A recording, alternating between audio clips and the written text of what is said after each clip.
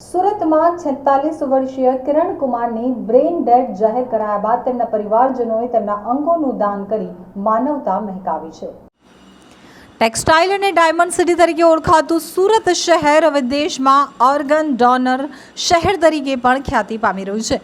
લેવા પટેલ સમાજના 46 વર્ષીય કિરણ કુમાર રમેશભાઈ વેકરિયાના પરિવારે ડોનેટ લાઈફના માધ્યમથી કિરણ કુમારના લિવર, કિડની અને ચક્ષુઓનું દાન કરી 5 વ્યક્તિઓને નવજીવન બક્ષી માનવતાની મહેક ફેલાવી સમાજને નવી દિશા બતાવી છે।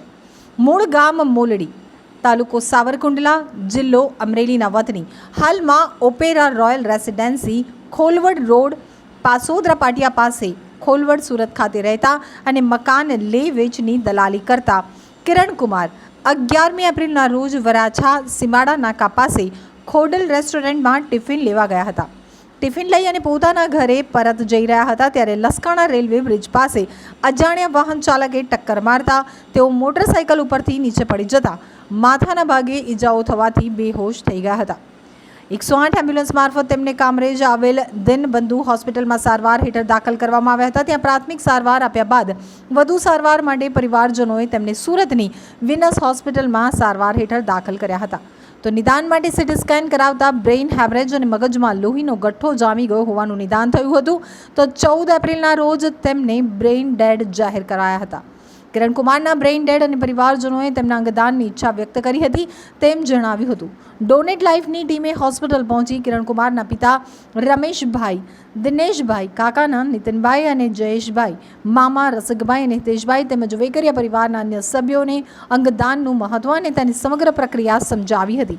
તો કિરણ કુમારના ભાઈ દિનેશભાઈએ જણાવ્યું હતું કે અમે વારંવાર વર્તમાન પત્રોમાં અંગદાન અંગેના સમાચારો વાંચતા હતા। અંગદાનનું કાર્ય એક ઐશ્વર્ય કાર્ય છે।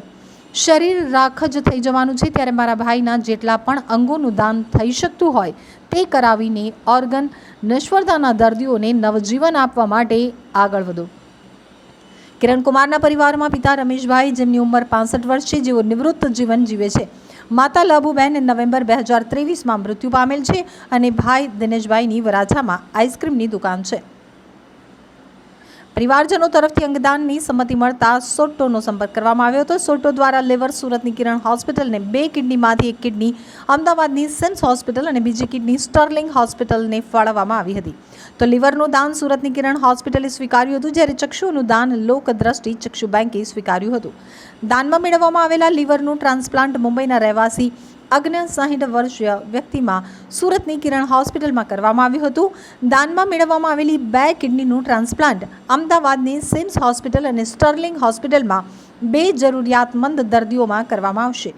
માનવતાના મહાયજ્ઞમાં અમૂલ્ય અંગોનું દાન આપનાર કિરણ કુમાર રમેશભાઈ વેકરિયાના પરિવારની ડોનેટ લાઈફ ભાવ વંદના કરી છે। તેમના પરિવારજનોને તેમના આ સેવાકીય સંકલ્પ બદલ ઋણ સ્વીકાર કર્યો છે।